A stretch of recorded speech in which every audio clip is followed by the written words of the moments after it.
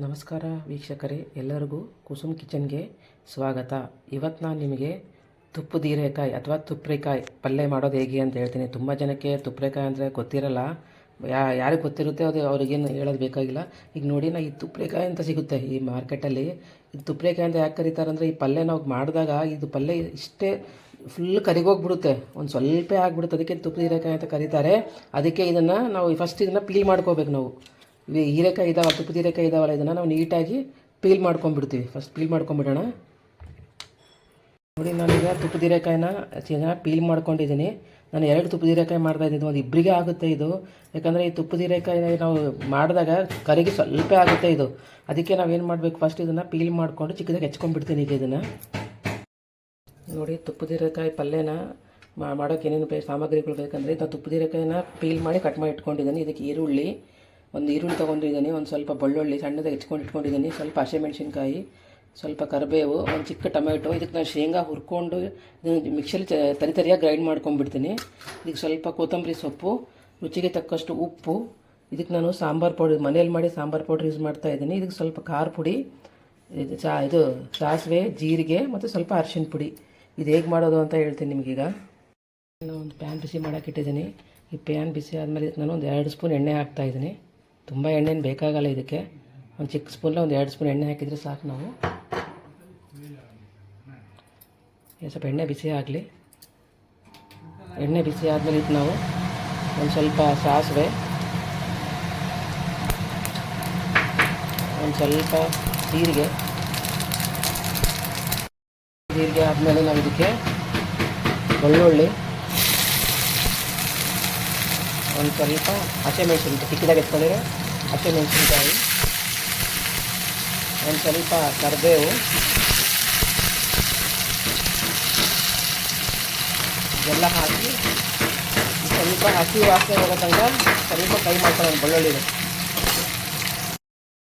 ನೋಡಿ, ಈಗ ಬೆಳ್ಳುಳ್ಳಿ ಸ್ವಲ್ಪ ಫ್ರೈ ಆಗಿದೆ. ಫ್ರೈ ಆದಮೇಲೆ ನಾವು ಎತ್ಕೊಂಡಿರೋ ಒಂದು ಈರುಳ್ಳಿ ಹಾಕ್ತಾಯಿದ್ದೀನಿ.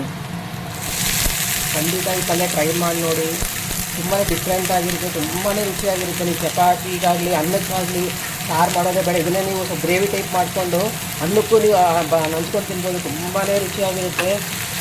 ಮತ್ತು ಹೀರೆಕಾಯಿ ಬೇರೆವೆಲ್ಲ ಮಾಡ್ತೀವಲ್ಲ, ಅದಕ್ಕೆ ಡಿಫ್ರೆಂಟಾಗಿ ಫ್ಲೇವರ್ ಇರುತ್ತೆ ಇದು. ನೋಡಿ, ಇವಾಗ ಇದು ನಾನು ಈರುಳ್ಳಿ ಹಾಕಿದ್ದೀನಿ. ಇದು ಸ್ವಲ್ಪ ಅರಿಶಿನ ಪುಡಿ ಹಾಕ್ತೀನಿ ನಾನು, ಅರಿಶಿನ ಪುಡಿ ಮತ್ತು ಸ್ವಲ್ಪ ಉಪ್ಪು ಹಾಕ್ತೀನಿ. ಉಪ್ಪು ಹಾಕಿ ಜಲ್ದಿ ಬೆಳೆಯುತ್ತೆ ಅಂತ ನಾನು ಒಂದು ಸ್ವಲ್ಪ ಉಪ್ಪು ಹಾಕ್ತಾಯಿದ್ದೀನಿ. ಅದಕ್ಕೆ ಸ್ವಲ್ಪ ಈರುಳ್ಳಿ ಚೆನ್ನಾಗಿ ಬೆಳೆಸ್ಕೊಂಬಿಡೋಣ.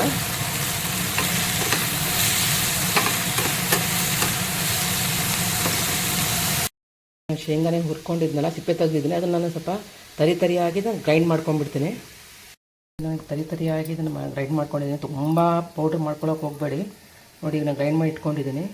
ನೋಡಿ, ಈಗ ಈರುಳ್ಳಿ ಆಗಿದೆ. ತುಂಬ ಬ್ರೌನ್ ಮಾಡ್ಕೊಳ್ಳೋಕೆ ಹೋಗಬೇಡಿ ಈರುಳ್ಳಿನ. ಇದನ್ನು ಇದಕ್ಕೆ ಟೊಮೊಟೊ ಹಾಕ್ತಾಯಿದ್ದೀನಿ. ನಾನು ಚಿಕ್ಕ ಟೊಮೊಟೊ ಹೆಚ್ಕೊಂಡಿದ್ದೆ, ಅದನ್ನು ಹಾಕ್ತಾಯಿದ್ದೀನಿ. ಇದನ್ನು ಹಾಕಿ ಸ್ವಲ್ಪ ಟೊಮೆಟೊ ಮೆತ್ತಗೆ ಹಾಕಬೇಕು.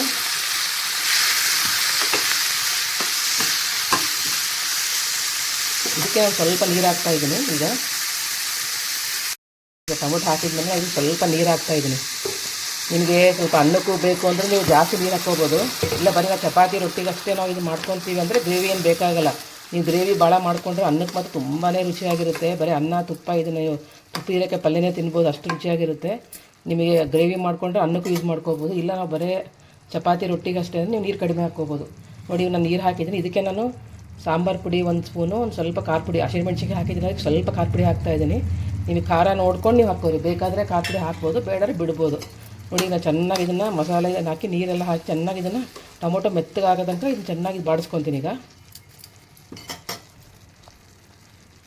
ಚೆನ್ನಾಗಿ ನಾನು ಟೊಮೊಟೊ ಬೆಳೆಸ್ಕೊಂಡಿದ್ದೀನಿ. ಬೆಂದಮೇಲೆ ಇದು ಸಾಂಬಾರು ಪುಡಿ ಮತ್ತು ಖಾರ ಪುಡಿ ಹಾಕಿದ್ದೀನಲ್ಲ, ಈಗ ಲಾಸ್ಟಿಗೆ ನಾನು ಇದು ತುಪ್ಪದ ಹೀರೆಕಾಯಿ ಹಾಕ್ತಾಯಿದ್ದೀನಿ, ಕಟ್ ಮಾಡ್ಕೊಂಡಿರೋದು. ಖಂಡಿತ ಟ್ರೈ ಮಾಡಿ, ತುಂಬಾ ರುಚಿಯಾಗಿರುತ್ತೆ. ನೀವು ಮತ್ತೆ ಮಾಡ್ಕೊಂಡು ತಿಂತೀರಾ ಇದನ್ನು. ಈಗ ನೋಡಿ, ತುಂಬ ಹೊತ್ತು ಬೇಯಿಸೋದು ಬೇಕಾಗಿಲ್ಲ, ಇದು ಜಲ್ದಿ ಕರೆಗೆ ಬಿಡುತ್ತೆ. ಈಗ ಒಂದು 2 ನಿಮಿಷ ಚೆನ್ನಾಗಿ ಬೆಂಚ್ಕೊಂಬಿಡೋಣ ಮಿಕ್ಸ್ ಮಾಡಿ. ನೋಡಿ, ಈಗ ನಾನು ಚೆನ್ನಾಗಿ ಮಿಕ್ಸ್ ಮಾಡಿದ್ದೀನಿ. ಇದನ್ನು ಆದಷ್ಟು ಸಿಮ್ಮಲ್ಲೇ ಪಲ್ಯ ಮಾಡ್ಕೊರಿ ಇದನ್ನು. ನೋಡಿ, ನಾನು ಈಗ ಮುಚ್ಚಿ ಒಂದು 2 ನಿಮಿಷದ ಕಾಲ ಚೆನ್ನಾಗಿ ಬೆಂಚ್ಕೊಂಡ್ಬಿಡ್ತೀನಿ.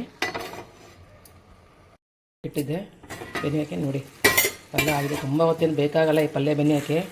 ನೋಡಿ, ಕರಿ ಹೋಗ್ಬಿಡಿ, ಸ್ವಲ್ಪ ಆಗಿದೆ. ನೋಡಿ, ಇದೊಂದು 3 ಜನಕ್ಕಾಗುತ್ತೆ. 2 ತುಪ್ರಿಕಾಯಿ ತೊಗೊಂಡ್ರೆ. ಇದು ಯೂಸ್ವಲಿ ತುಪ್ರಿಕಾಯಿ ಎಲ್ಲ ಕಡೆ ಸಿಗಲ್ಲ, ಬಟ್ ಯಾವಾಗಾದ್ರೂ ಸಿಕ್ಕರೆ ಖಂಡಿತ ಟ್ರೈ ಮಾಡಿ. ನೋಡಿ ಈಗ ಚೆನ್ನಾಗಿ ಬಂದುಬಿಟ್ಟಿದೆ ನೋಡಿ, ಕರಿ ಹೋಗ್ಬಿಡುತ್ತೆ ಅದು. ಪಲ್ಯನೇ ಕಾಣ್ತಾ ನೋಡಿ, ಈರುಳ್ಳಿ ಟೊಮೊಟೊ ಕಾಣ್ತಾ ಇದೆ, ಬಟ್ ತುಪ್ಪರೆಕಾಯಿನೇ ಕಾಣ್ತಾ ಇಲ್ಲ. ಅಷ್ಟು ಜಲ್ದಿ ಕರಿಗಿಬಿಡುತ್ತೆ ಅದು. ಇದಕ್ಕೆ ನಾನು ಒಂದು 2 ಸ್ಪೂನ್ ಶೇಂಗಾದು ನಾವು ಗ್ರೈಂಡ್ ಮಾಡ್ಕೊಂಡಿದ್ದಲ್ಲ ಏನಿದೆ ಹಾಕ್ತಾಯಿದ್ದು, ತುಂಬ ಏನು ಹಾಕಲ್ಲ ನಾನು.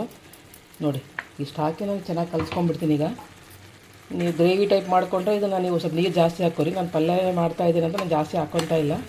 ನೋಡಿ ಜಾಸ್ತಿ ಬೆನ್ಸೋದು ಬೇಕಿಲ್ಲ. ಈಗ ಸ್ವಲ್ಪ ಇದು ಶೇಂಗಾ ಹಾಕಿ ಇದಕ್ಕೆ ಲಾಸ್ಟಿಗೆ ಕೊತ್ತಂಬರಿ ಸೊಪ್ಪು ಹಾಕಿ ಮಿಕ್ಸ್ ಮಾಡ್ಕೊಂಬಿಡೋಣ. ನೋಡಿ ಈಗ ಎಲ್ಲ ಮಿಕ್ಸ್ ಮಾಡಿದ್ದೀನಿ.